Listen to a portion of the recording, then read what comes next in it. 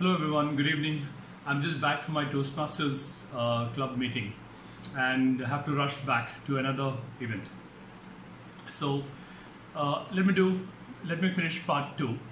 So this was an extremely interesting thing and I found this to be extremely valuable, and there was an epiphany when I was looking at this.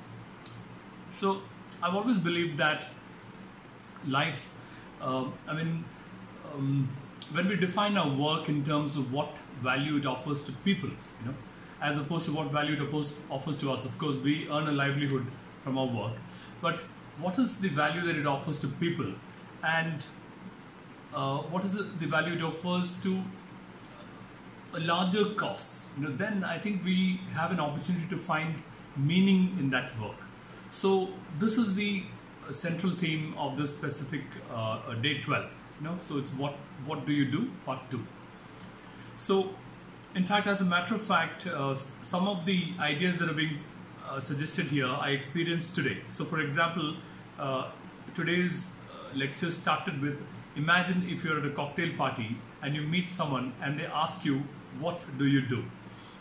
This happened to me today, though not at a cocktail party, at a study group meeting, as it often does. And immediately my mind came back to this lecture that I had listened to previously, where do I now define myself in terms of my functional role? So for example, I prepare balance sheets and income statements and reconcile them, or I manage the HR function of an organization, or I create advertising strategies for new products. So is this what my answer has to be? So that was the central theme of the lecture. Now Sri Kumar suggests that if we talk about what we do in terms of functional, if we are tempted to talk about what we do in terms of the functional aspects of it, then we are either already burned out or already heading for a burnout.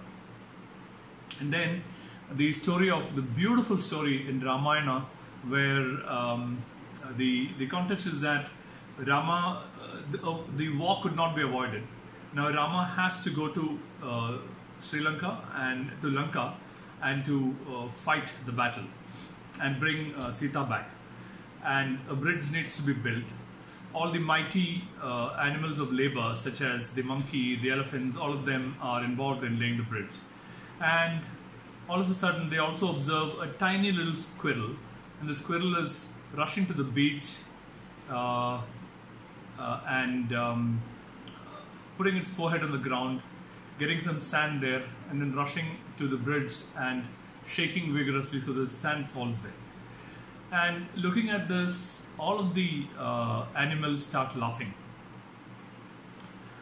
The news of this laughter and commotion reaches Ram, and Rama comes trying to understand what's really happening.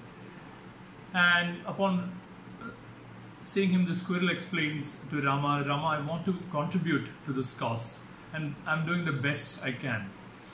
Rama was so touched by this gesture of the squirrel that he merely touches the squirrel and the squirrel becomes enlightened.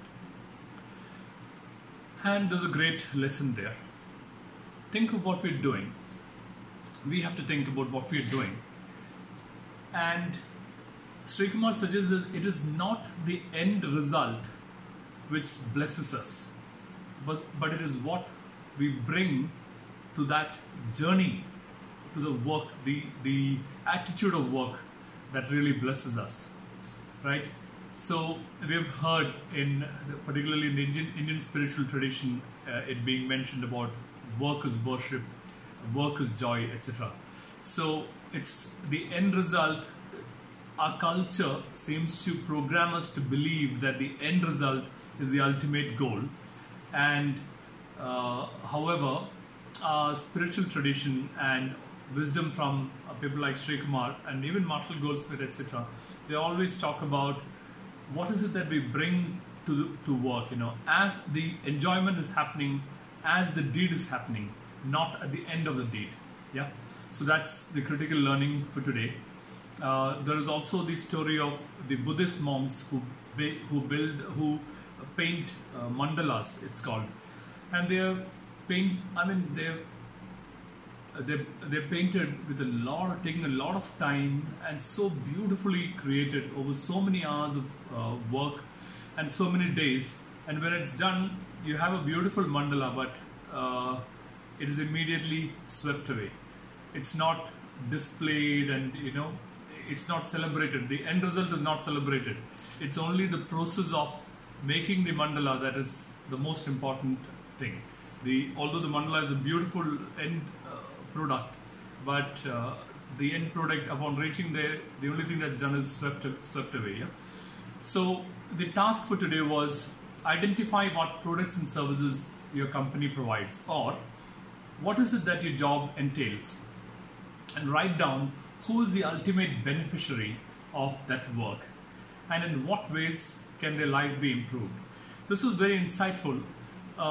We sell online learning solutions. I always used to talk about bank tellers, that bank tellers are not people who are ensuring that cash is counted and cash is dispensed, but rather they're people who are facilitating or helping customers to save for their dreams, for example. And similarly, a travel agent is not someone who's just issuing tickets, but who's in a beautiful place to make loved ones meet.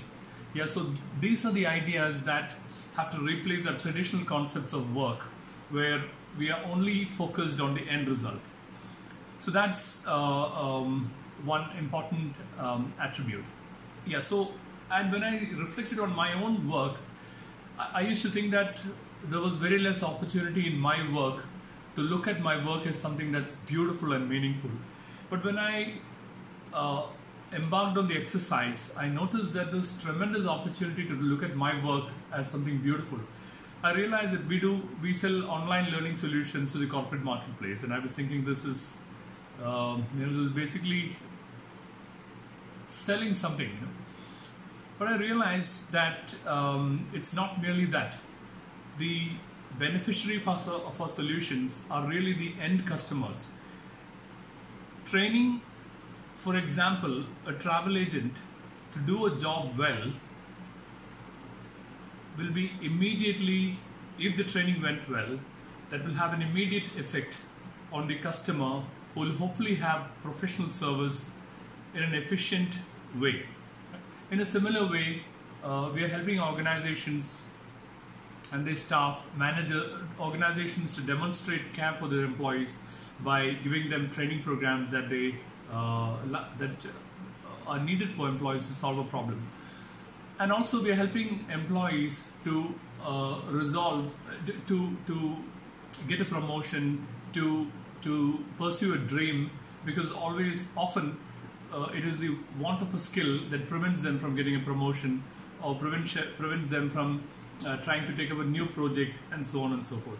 So I realized that there is this tremendous opportunity to reframe and reinterpret our work in terms of what is the joy it's offering to others. And that way our work itself becomes joy. It's not the paycheck that is the ultimate goal. Good night everyone. Bye.